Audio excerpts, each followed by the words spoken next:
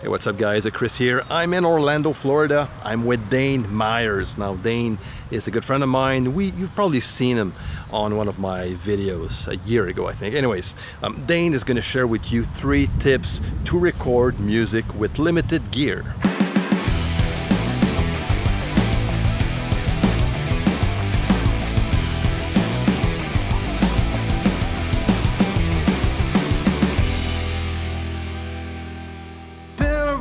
Country from the Bristol cones to Zion. You watch the clouds drift off below the skies horizon. Been the way the freedom slipped through the fingers of your soul till it turned to the fruit at the bottom of my bowl. Welcome to the car, ladies and gentlemen. Hey, it's Dane. Look at that. We're in the booth now. Woo! That's amazing, man. Look at that. So tell me about what you did last summer, and don't tell me about the movie, okay? Well, yeah, this past summer I don't know. I really wanted to travel and make music, and so I didn't want to have to like rent out a studio wherever I went, and I wanted to be able to like go camp somewhere or whatever and make music wherever. I guess try to put myself in inspirational places that I thought were gonna produce songs, and then be able to record them right there. And so it's hard because like if you don't have a car to record in, then it's hard because you don't have a booth necessarily. And so yeah, so this was it. Like if I roll the windows up, it's pretty quiet in here as long as like there's not, if rain is horrible. But but last summer I was able to go to maybe like 8 cities on a road trip. Wow. And like meet people there and jam with other musicians and like have time and headspace where I'm not like home and things are constantly distracting me, and just be able to create and be able to like experiment and record.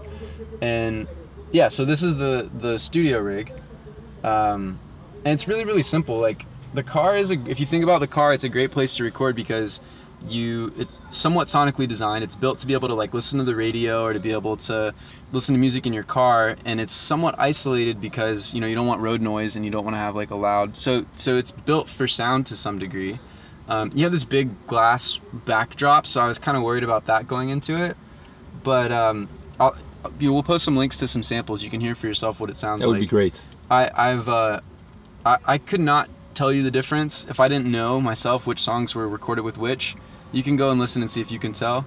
But I have songs that I've done with a U87 in the studio, and you can put them next to this TLM 102 in the car, and once it's mixed, I couldn't tell you the difference. So I've not let that get in the way of producing these songs. It's just been about like, this is what we have, this is the gear that we have on the trip, let's make it work. Like let's make this about the stories and about the music and not get distracted.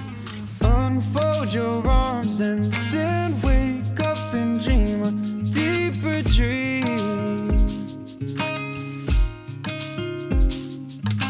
So Dane, tell me about the rig that you have set up here in your car. Okay, we have just a laptop with Pro Tools. I have a trackball mouse, so I don't have to move a mouse around. And then I have this keyboard, which like a lot of times I'm coming into the car to record vocals. So I'm not necessarily like needing to be in the car to use the keyboard, but I set that up in here for now. And then I also have, this is the real like important piece. This is a Apogee 1, and this is great because it doesn't need external power. It just gets power from USB. Okay. So I don't need to plug it in when I'm in the car. Okay. Yeah. And it just has an 1/8 inch output, which is real convenient for my aux cable for my car. And that's great. It actually has an onboard mic in it as well. So like if I'm just jotting down ideas and I don't have a mic plugged in, I can use the internal mic on here and get a scratch track. Actually, sometimes there's background vocals that make it to make it to Spotify, and it's like the internal mic on here. It's just like a scratch and it ends up working out. So it's pretty cool. So yeah, I just got like this pop filter that we've had forever. And I can set this up here, but like honestly, I usually hold it when I do stuff because it's just easier. Okay. So I've usually got this like this. And then, yeah, I have this really cool suction cup mount for the windshield. So I can kind of keep this off of the steering wheel and keep it, suspended there. And then this is just a TLM 102, a Neumann mic. Nice. And Now, how do you manage when recording? How do you manage background noises? just shut the doors. I mean, like, there have been instances where the traffic is going by too quickly where I'm parked, and so it's louder. And like right now, like there are people talking in the parking lot here, so I probably would just like shut the doors, record, listen back to it, and feel like, you know, feel it out and see if there was too much noise versus, you know, the volume Okay. that I was recording at. But just sing louder, you know? That's it, that's simple. Rain is really crappy. Like, there's no way around. If it rains, you can't record in your car. Okay, So that one's a dud. But yeah, usually it's not that big of a deal. cool. Yeah. So how many songs did you produce in your car? Or during that trip? Because you didn't always record in your car. You Right. did like part of it in the car and I guess in hotels or stuff like that? Yeah. I don't know, like a dozen songs or something like that. Wow. They at least started like a dozen songs this Okay. way. There are 4 on Spotify right now, 3 of which I either did the vocals like in the car or like in a hotel, or one of them I did in my room where I live. And then sometimes the backgrounds might be in the car, even if you know what I mean? So it's like, could be several versions of that, but. I left a girl who would always let me drive. Did things that I wanted to do all the time. Funny how her heart never looked mine in the eye. So we both walked alone together. Yeah, so Dane, you're gonna share with us today 3 tips to record with limited gear, because this is what you've done here in your car last summer. So go with tip number 1. Yeah, I think the first one is to find some semblance of a treated room, whether it's like, I've done closets before where you just like kind of arrange the clothes so that you can stand between stuff, and that's worked for me before. I've tried closets where it's like empty and it's just not good. So definitely like that part of it is real, but it's not, you don't have to get crazy with it. So it doesn't have to be super dead. Like, you know, this is glass back here. Yeah, exactly. But this works for me. Even those eyeballs that you see people like market, they're like several $100s or whatever. You can find guides for how to make those yourself out of foam. And when we were in the hotel room, that wasn't treated at all, obviously. But I had that yellow foam ball over the mic, and I was super happy with the results from that. It worked well. Yeah, that was cool. Okay, nice. So yeah, some sort of treatment, I would say. I think number 2 is just like defining what kind of music you're trying to create and trying to use as much pre-recorded stuff as possible. Because like, I can make like a pop record out of here, or I can make like hip hop stuff, or, you know, I have a lot of genres and like tools that I can use here, like using samples and loops and virtual instruments. But like, I'm probably not gonna make like a Norah Jones like upright bass like live piano kind of, so just like trying to think about how you can express what you want to express in the context of what you have, and use as much, you know, pre-done stuff as possible. And I guess recording acoustic guitars.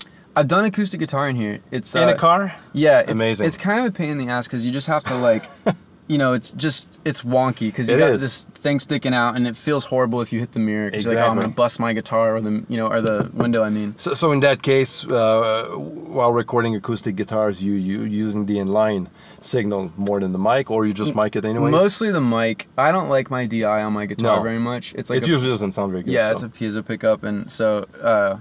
But yeah, I mean, like, not my favorite thing in the world to do, but not because it sounds bad, just because it's like really a pain to.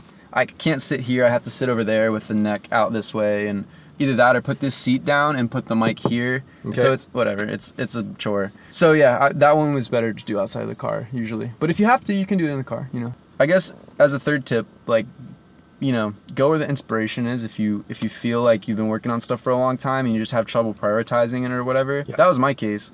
It's just like when you're somewhere, I mean, it doesn't even have to be far. Like, I think even if I go to like the library, I can work, you know, that's just a really simple example that's accessible to anybody with a laptop. I saw some footage of you working in the library. Yeah, we're recording actually bass. tracking bass in the library. That was amazing. Well, and we did that session with the guy in the park where it was someone that I met playing guitar in a park. He was really incredible, and he'd never recorded before, and so we set up and tracked in the park, and there was like all sorts of, you know, cicadas and kids and whatever, and we did some of the isotope denoise stuff to it, and that helped like it.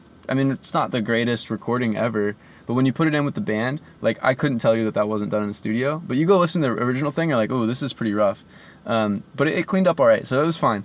But we needed to track a band, and so the whole narrative of that video, there's a music video for it. Yeah. It's like each of the people is not interested in recording on that song because they're like, oh, like I'm busy, whatever. So that guy was in college. Okay. And he was like supposed to be like, you know, overwhelmed with studying.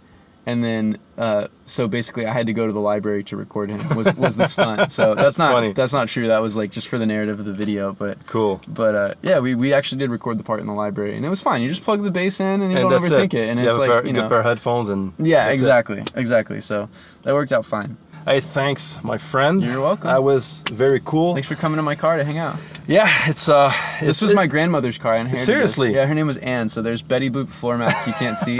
I mean, she loved Betty Boop. And she would love that I'm making music, driving her car around the country. And I've actually driven this like this, and I'm not that stupid, like I shouldn't do that, but sometimes you just like think you're just going around the corner to find a quieter place, and then you're like, I'm gonna go to, you know, like get food or something like that, and you're like, okay, I still have Pro Tools open, and this is... That's so funny. This will be a Tesla in 6 months. That's my goal. Nice. Is to get a Model 3 and be like an electric car studio. Cool. Yeah, so that's so cool. So guys, I'm gonna leave links down below, okay, so you can check out what Dane recorded here in this car and in hotel rooms. So go and visit his website, listen to his song on Spotify and other, I guess, streaming services. So again, if you're new here on the channel, subscribe to the channel and click that notification bell so you don't miss anything, and don't forget to share, to like, and I'm gonna take advantage of the nice weather here in Orlando before I drive back home in the snow. I'm gonna see you guys next time.